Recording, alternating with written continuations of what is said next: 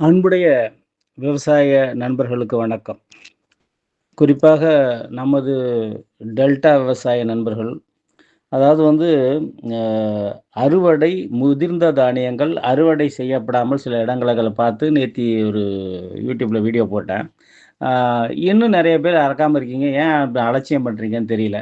அதனால வந்து இன்னைக்கு அறுவடை பண்ணிட்டுருப்பீங்கன்னு நெனைக்கிறேன். நாளைக்கோட அறுவடைய முடிச்சுருங்க. நாளைக்கு ஏன்னா விடிய காலையில நாளைக்கு ஃபுல்லா ஒண்ணும் பெரிய பிரச்சனை இல்லன்னு வச்சுக்கங்களேன். நாளைக்கு நைட்டு விடிய காலைல நாளான்னைக்கு அறக்க முடியாது 22ஆம் தேதி. அதனால அதுக்கப்புறம் 23ஆம் தேதி மழை இருக்கு, 24 இருக்கு, 25 இருக்காதுன்னு நெனைச்சேன். 24 குறைச்சலா இருந்தாலும் 25 மழை இருக்கும் போல இருக்கு நமக்கு மட்டும். எஸ்பெஷலி மயிலாடுதுறை மாவட்டத்துக்கு மட்டும். 26, 27 அப்படி தொடர்ந்து 31ஆம் தேதி வரைக்கும். 31ஆம் தேதிலாம் மிக கனமழை. 28, 29, 30, 31லாம் மிக கனமழை இருக்கு.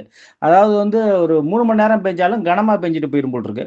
அதனால நான் என்னத்த சொல்றது? ஜாக்கிரதையா இருங்க.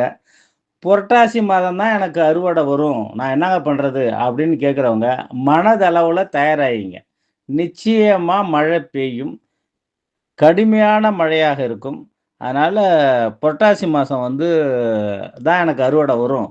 புரட்டாசி 10 தேதி ஆகும், 15 தேதி ஆகும்னீங்கன்னா, அதுக்கு வந்து மனதளவுல தயாராகிங்க. வெக்ஸ் ஆகிப்படாதீங்க. ஏன்னா வானிலைங்கிறது இப்படி தான் இருக்கு. செப்டம்பர் 10ஆம் தேதி 8, 10லேருந்து அது மழை தொடங்க தான் போகுது. 2, 2 நாள் கேப் இருக்கும். கொஞ்சம் மேட்டுப்பாங்கான இருக்கிறதெல்லாம் அறப்படுத்தலாம். பாக்கிலாம் கொஞ்சம் சிரமம். அதனால அத போட்டு மனசுல போட்டு உழப்பிக்காதீங்க. ஆ நடக்காம போகட்டும். அது ஒண்ணும் பெரிய பெரிய பிரச்சனை இல்ல. நல்லபடியா அறப்படுத்தலாம். ஒண்ணும் பெரிய பிரச்சனை இல்ல. ஆனா நான் என்ன சொல்ல வரேன்னா, ஆ இப்ப குலுங்க படுத்திருக்கிறவங்கலாம் நாளைக்குள்ள தயவு செய்து அறுப்பறுக்க பாருங்க. ஆ இல்லாட்டினா நம்ம என்ன பண்றோம் ஏன்னா, 1 வாரத்துக்கு அப்புறம் வர்றது, இன்னும் 10 நாளைக்கு அப்புறம் வர்றது இப்பயே சொல்லக்கூடிய ஒரு நிலைமையில, சூழ்நிலையில அறிவியல் இருக்கு.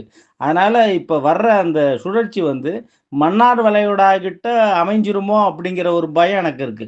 எப்போதுமே மன்னார் வளைகுடா கிட்ட ஒரு சுழற்சி வந்துச்சுன்னா, டெல்டா மாவட்டங்கள புரட்டி போட்டுருங்க. அது வந்து மேலடுக்கு சுழற்சியா இருக்கட்டும், கீழடுக்கு சுழற்சியா இருக்கட்டும். அதனால கொஞ்சம் ஜாக்கிரதை. நன்றி, வணக்கம்.